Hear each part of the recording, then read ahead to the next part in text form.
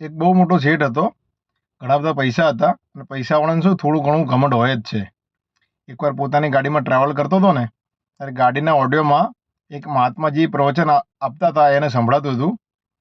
મહાત્માજી એમ કહેતા હતા કે કરોડો રૂપિયા તમારી જોડે હોય ને તો કોઈ સત્કાર્ય કરતા જજો.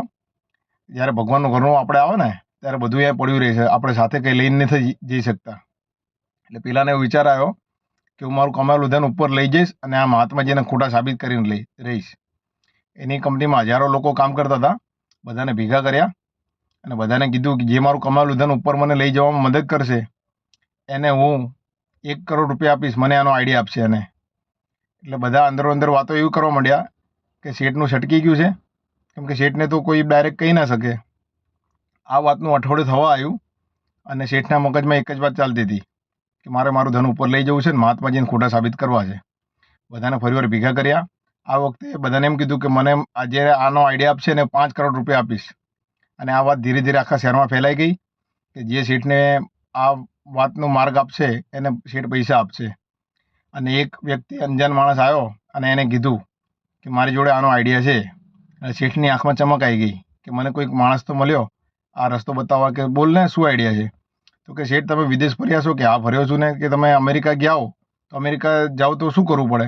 તો અમેરિકા જાઓ તો સિમ્પલ વસ્તુ છે, આપણે ભારતના પૈસાને ત્યાંના પૈસામાં કન્વર્ટ કરવો પડે, ડોલરમાં કન્વર્ટ કરવો પડે. તો કે લંડન ગયા છો? કે હા ગયો છું ને. ત્યાં શું કરવું પડે? ત્યાં પાઉન્ડ ચાલે છે, ત્યાં પાઉન્ડમાં કન્વર્ટ કરવો પડે. સિમ્પલ વસ્તુ છે. કે આ તો શું, આ મને આપ કહેવાની છે કેમ કહે છે આ?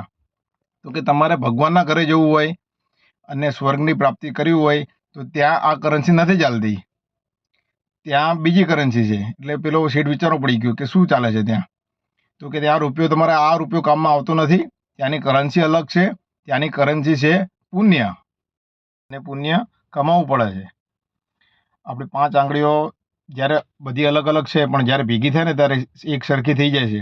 એટલે 5 આંગળીથી કરેલું દાન અને મનમાં રાખેલો શુદ્ધ ભાવ, એનાથી તમે જે કંઈ બી સત્કાર્ય કરો ને એમાં પુણ્યની પ્રાપ્તિ થાય છે.